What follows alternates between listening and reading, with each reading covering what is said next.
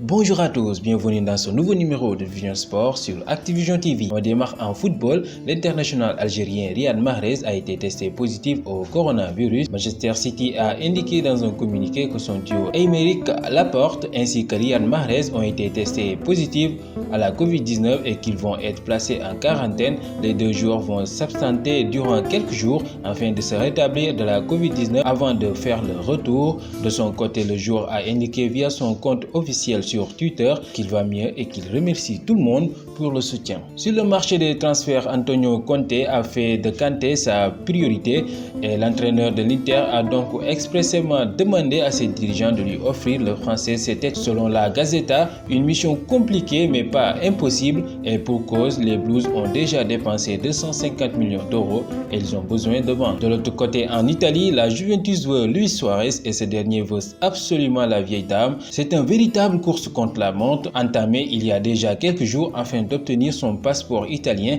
avant la fin du mercato le 5 octobre et sans lequel il ne pourra pas rejoindre la Juventus. Pour accélérer les choses, l'Uruguayen devrait passer dans les prochains jours un test d'italien niveau B1 au consulat italien de Barcelone. Une fois cet examen passé et réussi, tout dépendra de la rapidité de l'administration. Mais le joueur et la Juventus se veulent optimistes. En Ligue des Nations, la presse espagnole s'enflamme pour le joyau Ansu Fati, plus jeune joueur de l'histoire de la sélection espagnole. Ansu Fati n'en finit pas de faire tomber les records. Hier, sa performance a été unanimement reconnue par une presse sous le charme. À seulement 17 ans et 311 jours, Ansu Fati fait désormais partie intégrante de l'histoire de la Roja. Titulaire face à l'Ukraine, hier, il a tout d'abord obtenu un penalty transformé par Sergio Ramos avant de trouver à son tour la faille, devenant ainsi le plus jeune buteur de l'histoire de sa sélection. Par le passé, il s'est déjà emparé de nombreux records de précocité. Plus jeune joueur de la Liga, plus jeune double buteur en Liga,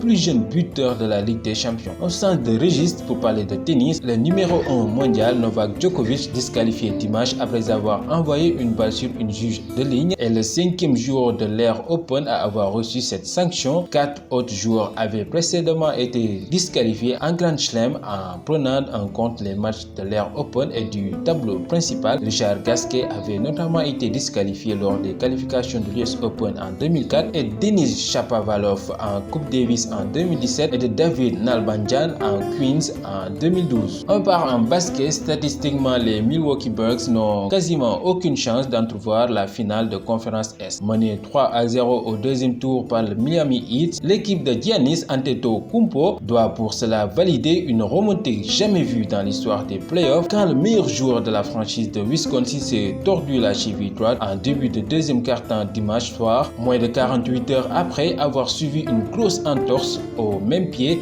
il ne subsistait alors qu'une question pour les hommes de Mike Budenholzer: comment sauver l'honneur et éviter le sweep qui se profilait. Voyant, les Bucks ont tout donné avant d'arracher une prolongation pour l'emporter 118-115 et enfin ouvrir le compteur dans la série 3-1. Dans l'autre match, après deux oppositions en demi-finale de conférence Ouest, la série entre Los Angeles Lakers et Houston Rockets ne s'achèvera pas par une claquement de doigts. La franchise californienne, surprise lors du premier match 97-112, a réalisé une prestation bien plus aboutie dimanche soir 117-109 afin d'égaliser à 1 partout, mais elle a tout de même été contrainte de se remobiliser après un troisième quart-temps à l'avantage des Rockets 41-23, un comeback impressionnant des Texans qui a fait dire à Anthony Davis, qui a marqué 34 points 10 rebonds, comment va-t-on gagner ce match. C'était tout pour ce numéro de Vision Sport. Je vous donne rendez-vous à la prochaine. D'ici là, continuez à vous abonner sur notre chaîne YouTube Activision TV et à nous suivre sur notre site internet